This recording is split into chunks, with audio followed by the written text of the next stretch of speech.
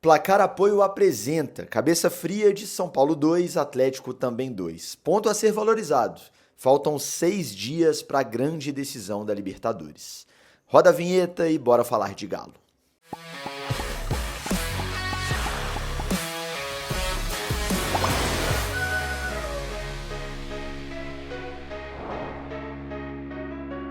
Tudo bem, pessoal? Um abraço para você que me acompanha em mais um vídeo aqui no canal do Frossar. Hoje é domingão, dia 24 de novembro de 2024. Tá no ar mais uma edição do Cabeça Fria, nossa análise dos jogos do Galo. Agora para a gente analisar São Paulo 2, Atlético também 2, empate ontem no Morumbi pelo Campeonato Brasileiro. Antes da gente começar a análise desse vídeo, agradecer aqui ao Apoio Mineiro, nosso parceiraço nos conteúdos pré e pós-jogo no canal, pedir a você que deixe o like nesse conteúdo, se inscreva no canal se não for inscrito, se inscreva também no canal de cortes, o link está na descrição, clique no botão hypar caso ele apareça aí embaixo para você e considere se tornar sócio do canal, membro do canal, é só clicar no botão seja membro aí embaixo e eu encontro você lá no grupo do WhatsApp, caso você escolha aí uma categoria a partir da categoria sócio, beleza? Bom, vamos lá. Antes de falar sobre o jogo, eu vou falar rapidamente aqui sobre essa questão das redes sociais aí, envolvendo o rival, porque vocês estão ligados que esse canal é sobre o Clube Atlético Mineiro e vai ser para sempre, né? Mas eu sei que muita gente vai estar vendo esse vídeo aí esperando se eu vou falar alguma coisa sobre isso, então eu vou falar rapidamente só porque eu achei que foi uma baita de uma tempestade em copo d'água, né? Para quem não sabe do que eu tô falando, ontem o nosso rival local aqui, o Cruzeiro, perdeu a final da Sul-Americana para o Racing no Paraguai.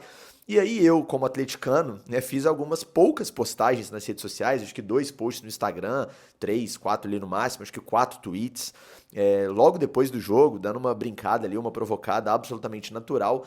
E aí, meu amigo, virou uma repercussão que, olha, não esperava nem a metade disso. É claro que, né, o fato de o rival estar há muito tempo aí sem ganhar nada relevante amplia esse nervosismo, né, nesse momento, então tudo vira nós, meu Deus, um jornalista provocando o Cruzeiro, que absurdo.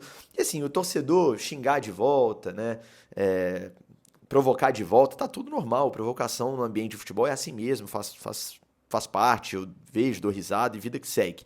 Né? Agora, duas coisas me chamaram a atenção. Primeiro, uma galera que levou realmente para um tom, começando a ofender, até levando para o pessoal, e teve até um infeliz lá que me ameaçou. Obviamente, né? O BO será feito, a notificação extrajudicial vai acontecer, né? A exposição de quem é com prints, porque eu tenho tudo guardado, vai acontecer também. Mas assim, é um babaca que a gente ignora. Agora, o que me surpreendeu, cara. Ignora não, né? Vou tomar obviamente as medidas cabíveis, mas não vale a pena ficar dando corda para um cara desse. Agora, me surpreendeu também alguns colegas de imprensa vindo falando: "Nossa, mas você não precisa disso". Gente, vamos lá. Esse canal, o canal do Frossar, é um canal de cobertura do Atlético, que eu produzo conteúdo de Atlético, lives, transmissões e vídeos e notícia e análise e etc. E vai continuar sendo para sempre.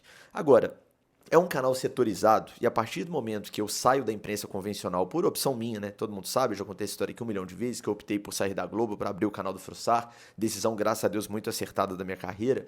A partir do momento que eu faço isso, eu automaticamente fecho portas em todo tipo de veículo isento. Porque a partir do momento que você, numa cidade igual BH, totalmente polarizada em relação ao futebol, declara que você está de um lado, né, torce para um clube, você não vai mais ter espaço para cobrir os dois clubes. E eu fiz esse movimento, tomei essa decisão de forma totalmente racional. Eu sabia que isso ia acontecer, né? E pensei por muito tempo, não à toa. Eu desenhei o canal do Frossar em 1 ano e só tive coragem de pedir demissão da Globo no ano seguinte, porque não é uma decisão fácil. Agora, a partir desse momento, primeiro, eu não deixo de ser jornalista, porque eu faço algum tipo de provocação nas redes sociais, mas eu me assumo como atleticano e tenho essa liberdade de falar pro meu público, né? Entender o público é importante demais para qualquer comunicador. Eu trabalhei 9 anos na TV Globo e nunca nesses 9 anos fiz nenhum tipo de provocação implícita ou explícita a clube nenhum, nem ao Cruzeiro, nem a clube nenhum, porque eu entendia onde eu estava. Estava trabalhando num veículo, né, que cobre os dois e que é um veículo imparcial, que tem essa meta, esse objetivo, né, porque a gente sabe, aprende que imparcialidade é uma utopia, mas tem esse objetivo, então jamais faria porque eu não estava trabalhando para um veículo partidário. Agora sim, eu estou no canal do Frossar, que é um conteúdo feito para atleticanos. Existem cruzeirenses que me acompanham? Sim. O Guilherme, por exemplo, que está no nas lives, né? É o Cruzeirense que é o mascotinho lá das nossas lives, ele tem todas as lives, é Cruzeirense e acompanha o nosso trabalho e tá tudo certo. Ele zoa, a gente zoa e tá tudo bem, é do jogo. Agora, o meu público é atleticano. Então, assim, eu me permito fazer no ambiente das redes sociais e não aqui no canal, nunca no estádio, nunca dentro do estádio, nunca vou provocar torcedor estando credenciado como repórter dentro do estádio. Isso jamais, não vai acontecer. Mas aqui, no ambiente de rede social, é absolutamente normal eu fazer 3, 4 publicações depois que o meu rival perdeu uma final internacional. Entendendo o meu público, absolutamente normal. E aí vem colegas de imprensa falarem: ah, olha só o caminho que você está levando, meu Deus. Gente, pelo amor de Deus, é entender um pouquinho para quem que eu trabalho hoje, no caso para mim mesmo, qual que é o meu público, e situar. Teve até gente que trabalha para veículo que né, tem a premissa de ser isento, que cobre os dois lados, e que veio reclamar da minha postura e na reclamação acabou adotando uma postura igual à minha, com a diferença de que, no caso de quem estava reclamando, tem como empregador, né, alguém que cobre os dois lados. Então isso para mim é ser antiético e incorreto, coisa que eu em 9 anos de Globo nunca fiz. Agora, você trabalha para um veículo partidário, cobre um clube só, qual é o crime, meu Deus, que absurdo, de você fazer publicações 3, 4, 5 nas redes sociais horas depois do seu rival perder um título, né? Então assim, é importante a gente situar isso aqui, porque definitivamente eu não passo a ser menos jornalista porque eu fiz 3, 4 publicações de brincadeira com um rival totalmente na bola, totalmente num tom tranquilo, nada acima da média, acima do normal, nas minhas redes sociais que tem como público a torcida do Galo. Então, realmente houve uma sangria totalmente desproporcional, ao meu ver, e alguns levando para um lado também, nunca será Samuel Venâncio. Primeiro, Samuel é meu amigo. Segundo, Samuel é um baita cara e um baita repórter. Terceiro, eu não tenho a pretensão de ser igual ao Samuel, não por achar que eu não tenho capacidade para tal, e sim porque são propostas diferentes. O meu canal e o canal do Samuel têm propostas muito diferentes. O Falazada não tem nada a ver com o que fala o Samuel Venâncio. O Cabeça Fria não tem nada a ver com o que fala o Samuel Venâncio, o canal dele é muito mais apenas informativo, hard news, notícia, notícia, notícia, transmissões, do que o meu, que eu vou pro lado mais de entretenimento aqui e ali, das análises, falo de tática aqui no canal. Então assim, o Samuel já elogiou meu trabalho, a gente tem uma ótima relação, me ajudou no início do trabalho, então assim, máximo respeito ao Samuel e não tem como fazer essa comparação, primeiro porque o canal dele tem anos e o meu tem meses, segundo que eu não tenho a pretensão, são propostas diferentes, né? Então as pessoas levam para um lado nada a ver, tenho certeza que o Samuel torce pro meu sucesso profissional como eu torço pro dele e tá tudo certo, então assim, claro que muita gente entendeu também, né, as postagens como brincadeiras, mas tem essa galera que leva pro lado, meu Deus, que um jornalista provocou o Cruzeiro, gente, entenda, né, para quem eu trabalho hoje, entenda o que é o meu conteúdo jornalístico profissional, que é o Cabeça Fria, por exemplo, esse vídeo que vocês estão assistindo, e o que é a zoação no ambiente de redes sociais de um torcedor. Eu sou jornalista, mas sou torcedor do Galo também, tenho todo o direito de provocar, brincar dentro de uma normalidade como qualquer torcedor.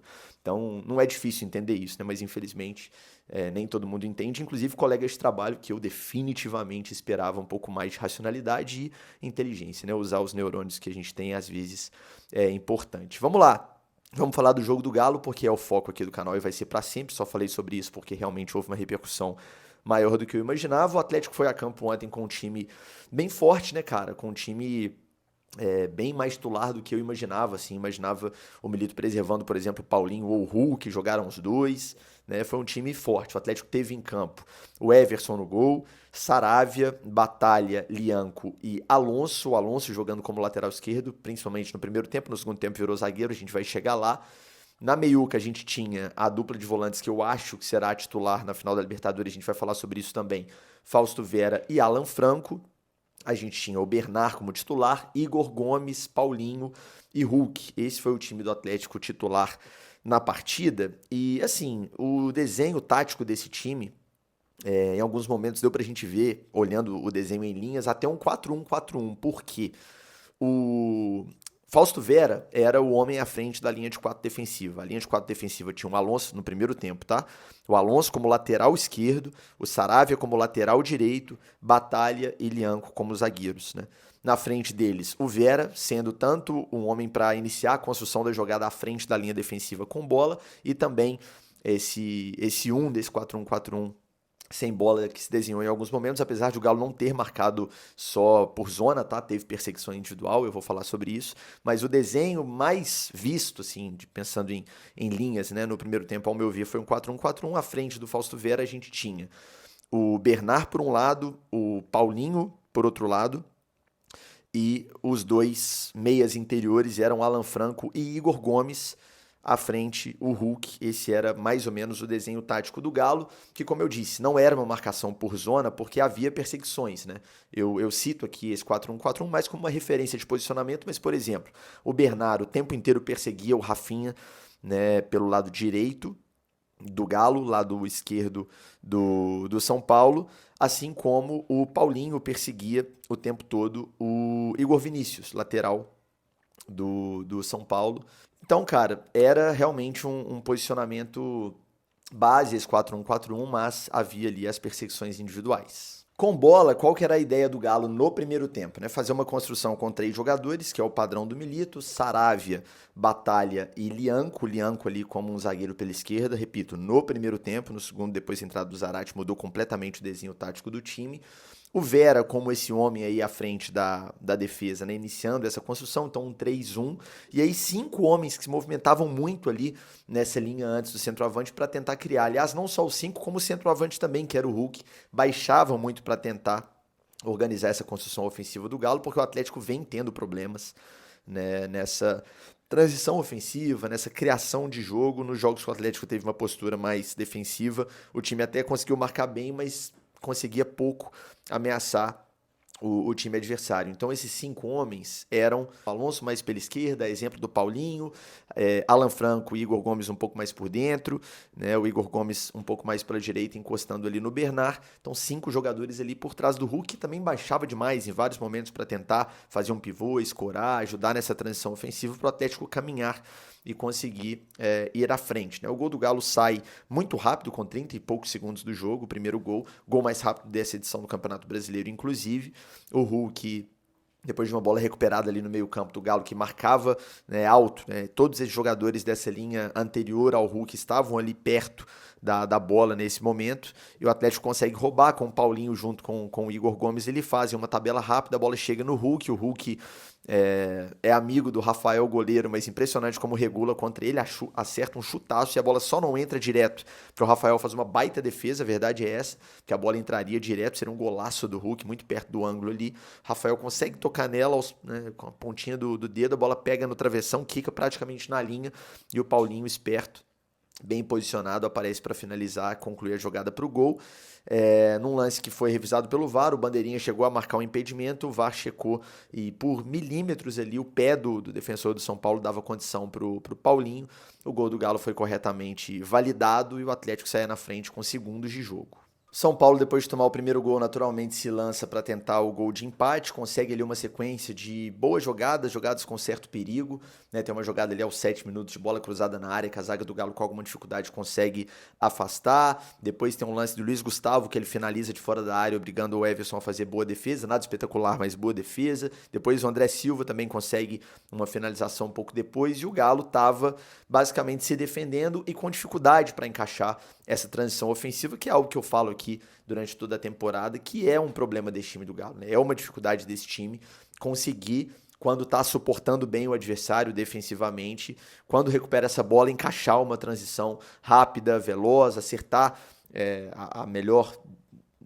tomar a melhor decisão ali, acertar o companheiro que está melhor posicionado e principalmente dar passes rápidos. Eu vou falar sobre um jogador específico sobre isso daqui a pouco.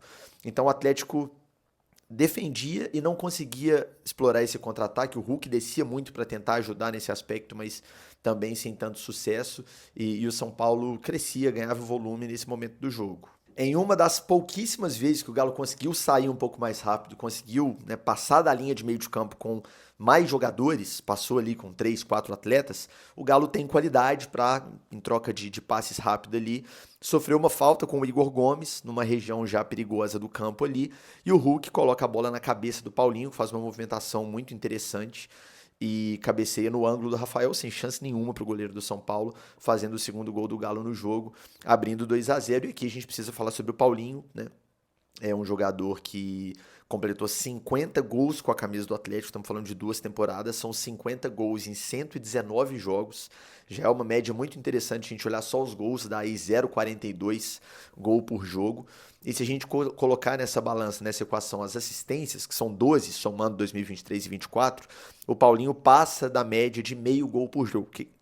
O que isso significa? Que o Paulinho, em média, não completa 2 partidas sem participar de um gol, ou com assistência, ou ele mesmo balançando as redes. É um número espetacular de um jogador muito acima da média para o futebol brasileiro. Eu sou defensor voraz do Paulinho, fui a temporada inteira, mesmo no momento da crise, do auge da crise técnica dele, que vinha perdendo muito gol atrás de gol, eu sempre vim aqui e defendi.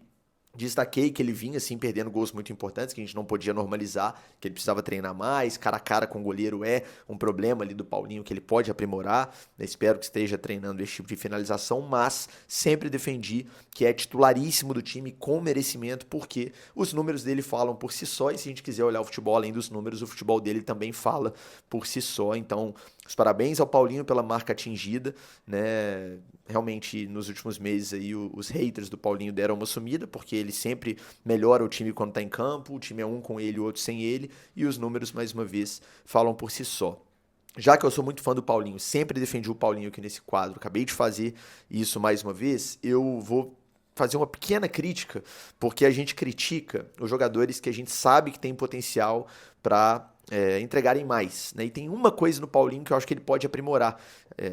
Resolveu nesse momento essa questão das finalizações, ontem fez 2 gols, perfeito, números espetaculares, mas nessa transição do Galo, eu acho que em alguns momentos o Paulinho pode ser mais ágil, e eu nem falo de correr, de velocidade mesmo, de corrida, não, mais ágil na tomada de decisão, especialmente no passe.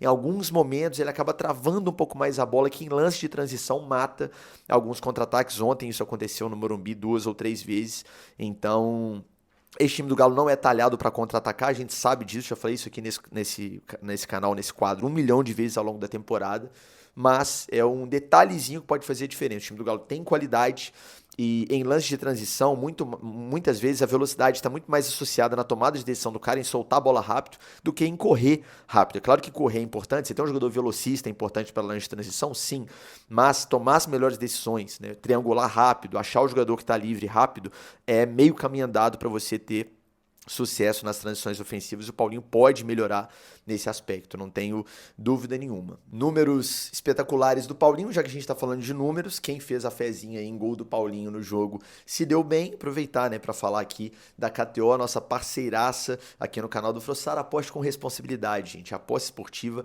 é para se divertir, é para brincar, é entretenimento. Você não vai ficar rico com aposta, você pode ganhar, você pode perder, beleza? É só para maiores de 18 anos, mas se for brincar ali, colocar aquele troco do pão, aquela grana ali que não vai fazer falta para se divertir com apostas esportivas, kto.com, onde a diversão acontece. Conheça as probabilidades e aposte sempre com responsabilidade na KTO, combinado? Pouco tempo depois do gol do Atlético, o segundo gol, né, o gol do Paulinho, o Atlético toma o gol num lance de escanteio, uma fatalidade, né, um lance de infelicidade ali do Fausto Vera, uma bola muito rápida, a bola passa pelo Lianco, já está muito perto do Vera, talvez ele tenha imaginado que o Lianco fosse conseguir fazer o corte ou tocar na bola, ele meio que assusta com a bola e dá um cabeceio ali, nada a ver para trás, e infelizmente o São Paulo ali diminui a vantagem do Galo.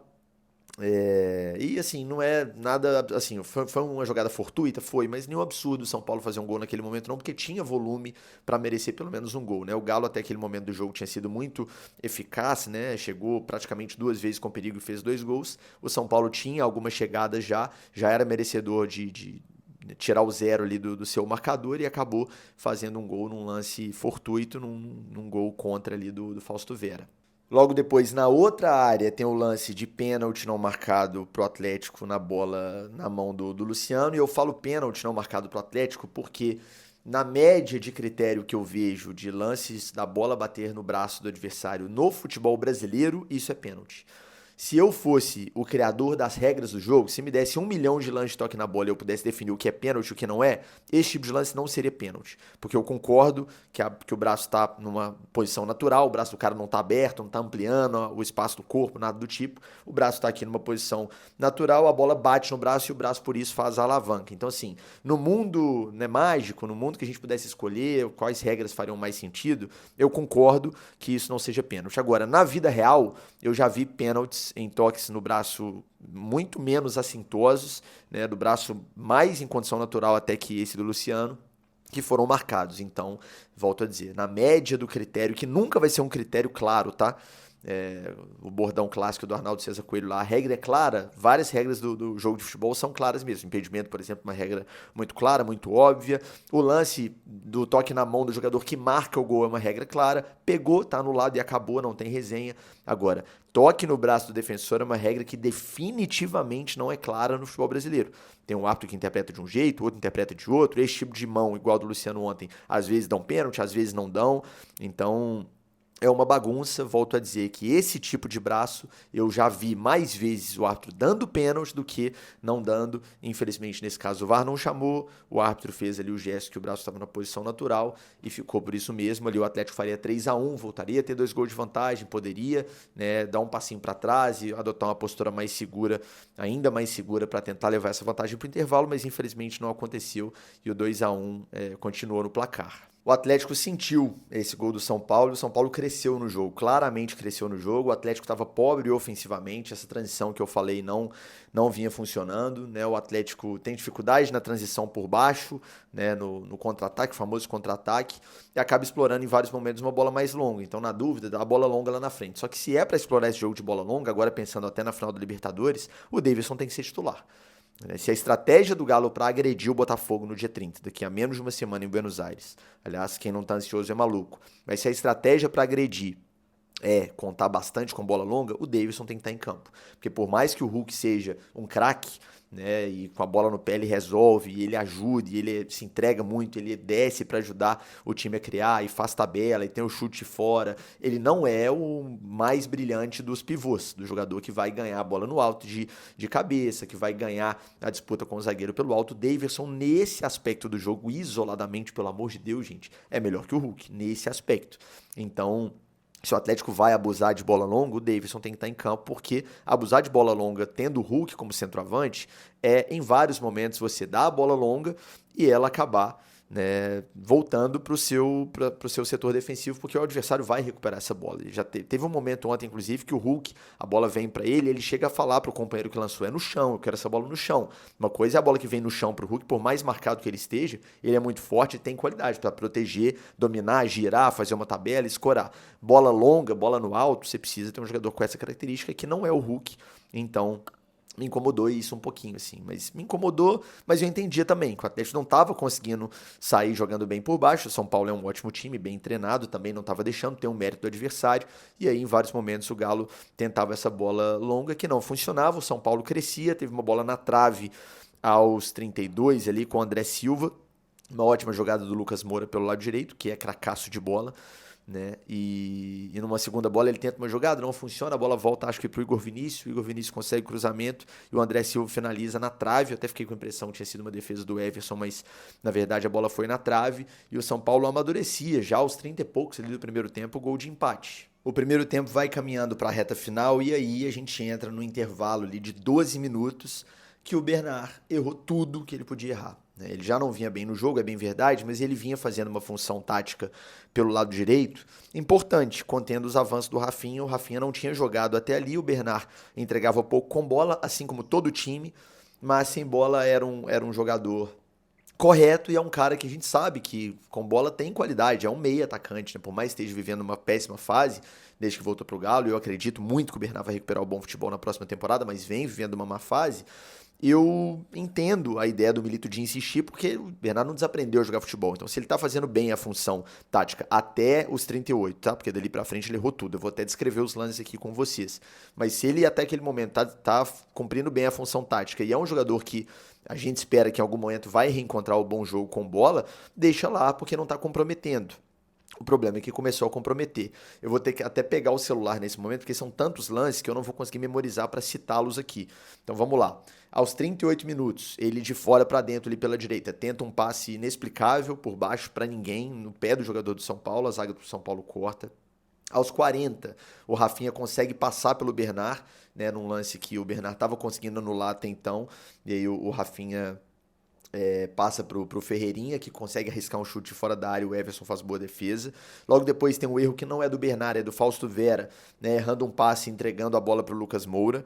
E aqui eu vou interromper aí o assunto Bernard para abrir um parênteses para falar do Vera, que ontem não fez um bom jogo, vem num crescimento, né? Hoje, se fosse eu o treinador para escolher dois volantes para a final da Libertadores, seriam Vera e Franco, mas hoje, por muito, na minha opinião, o volante do Atlético mais seguro, mais consistente é o Alan Franco, tá? É o Alan Franco e mais um que nesse momento para mim é o Vera, porque tem errado menos do que o Otávio. O Otávio para mim tá abaixo, mas o Vera ontem não fez um bom jogo, não só pelo gol contra, teve esse lance de desatenção, a posição dele ali é um espaço do campo que o cara não pode se dar o luxo de errar um passe bobo de 2, 3 metros, entregar de graça a bola para o adversário, porque pode refletir num lance de gol. Não foi o que aconteceu, mas o Vera também não fez um bom jogo no Morumbi, né? Voltando aos lances do Bernard, né? Tive essa pausa aí para falar do lance do Vera. Ele até recupera bem uma bola, estava bem posicionado ali, marcando o lado direito, né, da defesa do Atlético, e consegue recuperar uma bola, mas perde logo na sequência para o Ferreirinha. O Lianco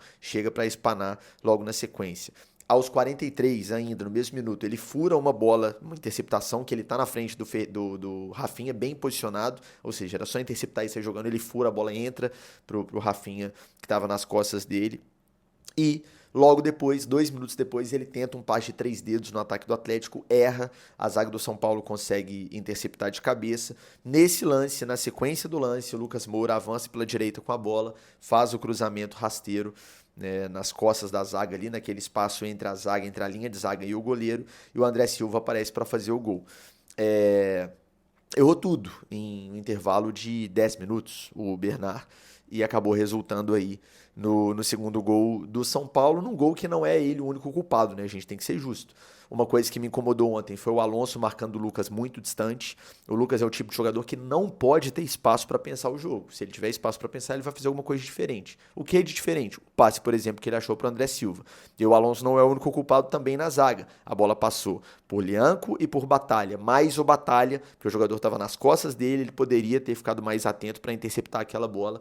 Então a falha ali é do Alonso, é do Batalha. Lianco um pouco menos, né, que ele não estava tão encaixado ali na jogada. E não podia estar tão para dentro assim também, porque estava acompanhando uma linha defensiva, mas o Bernard lá no início da jogada. Então, é uma falha de vários jogadores, mas que a gente precisa apontar. Mais uma vez, o Lucas Moura não é um jogador que você vai resolver o problema só cercando. Atira o espaço dele, obriga ele a jogar para trás, porque ele não vai jogar para trás, porque ele é muito acima. Ele é muito bom jogador, ele vai ter tempo de levantar a cabeça, ver o atacante dele fazendo facão, fazendo a movimentação na diagonal, ele vai achar um passe diferente, e aí você toma o gol assim. Então, fica a lição aí, né, para o Alonso nesse caso, que um jogador como o Lucas Moura precisa ser marcado um pouco mais de perto. Não necessariamente você vai dar o bote no cara, né, porque você pode correr o risco de tomar um drible também, porque ele é muito habilidoso e rápido, mas você não pode marcar 1,5 metro de distância dando tempo para o cara pensar. Tem que cercar um pouco mais perto, porque infelizmente, se ele tiver espaço, ele faz o que ele fez. Ótimo passe nas costas da zaga. O André Silva apareceu bem na cara do Everson, tirou do goleiro, chance nenhuma pro goleiro do Galo na jogada, e o São Paulo ali empatava o jogo. O Galo mais uma vez deu uma sentida no gol sofrido e quase toma o terceiro ainda no primeiro tempo, numa bola que o Lucas faz uma jogada, a bola cai no Luiz Gustavo finaliza, a bola desvia no Batalha e dá na trave do gol do Everson, né? Então o Galo tomou 2 gols nesse meio pro final do primeiro tempo e tomou 2 bolas na trave. Então o time realmente não conseguiu suportar, né, a solidez defensiva ali que apresentou em outros momentos, e o 2-2 ficou de bom tamanho, tanto para o jogo quanto para esse primeiro tempo, né? Sabe o que fica de bom tamanho também? O consórcio da Confiax no seu bolso, se você pegar o Black Friday da Confiax. Como é que funciona? Calma que eu te explico. Se você fechar neste mês de novembro o seu consórcio com a Confiax, você vai ter 25% de redução na parcela até a contemplação. É isso mesmo, você vai pagar 1/4 a menos do valor da parcela até ser contemplado. Pode ser o consórcio da sua casa, do seu carro, da viagem dos seus sonhos, de um veículo pesado. Não perde essa oportunidade, o QR Code está na tela. Entre em contato com o time da Confiax e aproveite o Black Friday ou Black November, porque vai até o final do mês para fechar o seu consórcio com a Confiax e realizar o seu sonho, combinado? No intervalo, o Milito tira o Bernard e coloca o Zaratio no jogo, e aí faz uma mudança completa na estrutura do time, né? O time muda completamente. Primeiro que o time passa a marcar com linha de 5, coisa que não aconteceu no primeiro tempo, e aí vamos lá. É muita mudança, tem até que falar com calma aqui para não esquecer. O Alan Franco, que era meia interior, né, volante, mas era um meia até naquele desenho mais ou menos de um 4-1-4-1 que eu expliquei no início do vídeo, vira lateral esquerdo. Quem estava jogando mais aberto pela esquerda, né, como um ala pela esquerda nessa linha antes do centroavante, era o Paulinho. O Paulinho joga um pouco mais por dentro para o Zarate ocupar esse espaço pelo lado esquerdo. Na zaga tem mudança também, porque o Lianco, né, que vinha fazendo um zagueiro mais pela esquerda, vira um zagueiro pelo lado direito, liberando o Saravia. Então o Saravia passa a ocupar o espaço pelo lado direito mais à frente, que era o espaço do Bernard, por exemplo. Então o time muda bastante o posicionamento ali para marcar com uma linha de 5, para conter um pouco mais os avanços do São Paulo e tentar alguma coisa com o Saravia com um pouco mais de liberdade, com o Paulinho um pouco mais por dentro, né, junto com o Igor Gomes ali, se associando com o Igor Gomes para tentar servir o Hulk, e com o Zaratio mais aberto pelo lado esquerdo. Essa era a intenção do Milito, esse era o desenho tático do time do Galo para o segundo tempo, e não dá para dizer nem que deu certo nem que deu errado. Deu certo, dar certo seria anular totalmente o São Paulo e achar um lance de encaixe com esses caras para fazer o gol. O Milito claramente queria ganhar o jogo, né? Se não quisesse, pouparia todo mundo, enfim, a ideia era ganhar o jogo no Morumbi. Então, deu totalmente certo? Não. Deu totalmente errado? Também não, porque o volume ofensivo que o São Paulo teve no primeiro tempo não se repetiu no segundo. A linha de 5 funcionou, o time ficou mais seguro, mais compactado e anulou bem melhor aí os lances aí de perigo do tricolor paulista. O jogo ficou bem mais travado, com menos alternativas ofensivas. O Galo até tinha um pouco mais a bola do que teve no primeiro tempo, mas sim, não conseguia também agredir o São Paulo. O São Paulo também não tinha o volume que tinha no primeiro tempo, como eu disse. Os dois times já se entendendo um pouco mais também, né, nesse momento do jogo. O Paulo Vitor entrou no lugar do Igor Gomes ali para dar mais solidez pro meio-campo do Galo. O São Paulo até teve uma chance com o André Silva ali aos 20, mas nada também absurdo, assim, chance clara. O Everson fez uma boa defesa e pouco tempo depois o Zaratio naquela cena muito triste, sente posterior e precisa ser substituído, cara. Entra o Otávio, mas vamos falar um pouquinho do Zaratio, né? Que pena, né, cara? Dá dó demais. É um jogador muito querido pela torcida do Galo e faz todo sentido ser muito querido, porque é um cara super, assim, identificado com o clube, carismático e que já jogou muita bola aqui. Não é só o personagem, né? O Zaratio foi um baita jogador na temporada mágica do Galo de 2021, foi peça importante demais naquele time do Cuca, campeão brasileiro e da Copa do Brasil. É um cara que gosta do Galo, é um cara que quando tá bem, né, é uma peça essencial. Tenho a impressão que o Milito vinha trabalhando ele para ser titular na Argentina contra o Botafogo. Eu acho que aquele choro dele tem muito disso, inclusive, né, da frustração por de repente já saber ou ter a sensação, o feeling de que era muito cotado para jogar no Monumental a final do dia 30, e é claramente uma lesão muscular. Até o momento que eu gravo esse vídeo, o Atlético não divulgou ainda detalhes da lesão. Agora que você está assistindo, pode ser que já tenha sido divulgado aí o que aconteceu com o Zaratio, que depende de exames, etc. Mas assim, o jogador sabe, né? O jogador sente a cara que ele faz, o gesto que ele faz e o choro dele ao sair do gramado indicam que ele machucou. O jogador sabe muito bem quando que rompeu, quando que é uma coisa mais grave, né? Claramente alguma coisa de posterior da coxa, que é a lesão muscular mais normal aí para atletas de futebol, apesar dela ter níveis, né? E o Zaratio sofre, né, reiteradamente com lesões. É uma pena, porque é um jogador que, se a gente tivesse ele com maior frequência, seria um cara muito importante para o funcionamento do time. O Milito ficou lá com aquela cara de pouquíssimos amigos e de chateado, de incomodado, de preocupado no momento da lesão do Zaratio, porque certamente seria um jogador importante na final contra o Botafogo, independentemente de escalação titular. Se ele começasse no banco, seria uma peça importante, dependendo do que o jogo apresentasse no primeiro tempo para a etapa final, enfim. Cara, infelizmente, muito triste, muito triste. Eu não quero entrar no mérito agora se vale a pena renovar com o Zaratio, se não vale. Eu sei que ele tá muito triste. Lesão para um atleta de futebol é a coisa mais triste que existe. Ninguém machuca porque quer. E por isso, por respeito ao profissional, eu não vou de forma alguma ficar usando palavra pejorativa. Ah, é bichado, ah, é de vidro, ele é isso aí mesmo. O torcedor, beleza, tá chateado no momento, falar. Eu não gosto, mas assim, quem sou eu para ditar o que o torcedor pode ou não fazer? Mas eu, né, nesse microfone aqui, nesse canal, não vou adotar esse tipo de discurso. Então, primeiro lamento, segundo torço por uma boa recuperação do Zaratio, e aí depois a gente tem uma final de Libertadores daqui a 6 dias. Não é hora de conversar, de discutir renovação de ninguém, irrelevante nesse momento. Lá na frente, passando o jogo, a gente conversa, eu posso até vir aqui opinar se eu renovaria com o Zaratio ou não, mas não nesse momento.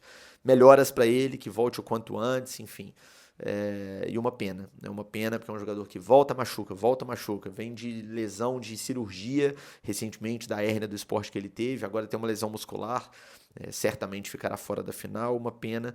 Boa recuperação para o Zarate, foi a imagem mais triste do jogo ali, mais sem dúvida nenhuma do que os 2 gols do São Paulo, pelo menos na minha opinião, porque gosto muito do Mate e sou fã do futebol dele e obviamente chateado porque o Galo perde uma alternativa importante para a final de Buenos Aires. Aliás, essa posição, essa interrogação na escalação do Galo, né, tá me tirando sono, assim. Eu fico pensando nisso o tempo inteiro, o que o Milito vai fazer, porque o time que ele vinha jogando, né, especialmente contra o River, que deu muito certo, era com os 3 atacantes. Você desce o Paulinho um pouco mais, faz o Paulinho jogar um pouco mais recuado, um pouco mais pela esquerda, com uma função um pouco mais tática, e joga com o Daverson e Hulk na frente, né?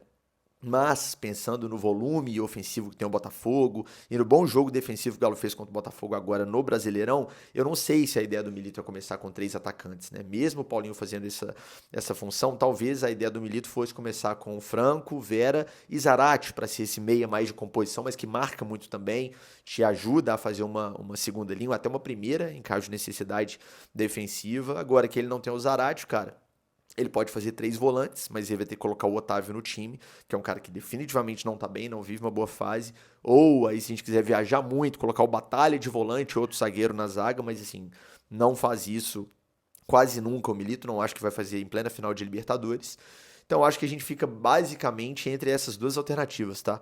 Ou o Otávio fazendo 3 volantes, ou mantém os 3 atacantes e aí, claro, cobra uma entrega também defensiva, também sem bola desses caras, do Daverson, do Hulk, do Paulinho, para que o Atlético não tenha um desequilíbrio e não sofra muito com o Botafogo. Mas boa sorte ao Milito, tenho certeza que a lesão do Zarate foi algo que mexeu aí com a estratégia do Galo para a final, porque era um jogador, tenho certeza disso, considerado pelo Milito na estratégia do jogo, não sei se como titular, mas na estratégia do jogo com certeza. Aliás, já que a gente falou melhoras pro Zarate, melhoras pro Milito também, ele teve uma indisposição ontem depois do jogo, não deu entrevista coletiva, né? Quem falou foi o Lucas Gonçalves, mas não tem detalhes, mas certamente não foi algo grave, algo sério, mas boa recuperação aí pro Milito, se é que ainda tá sentindo alguma coisa nesse domingo.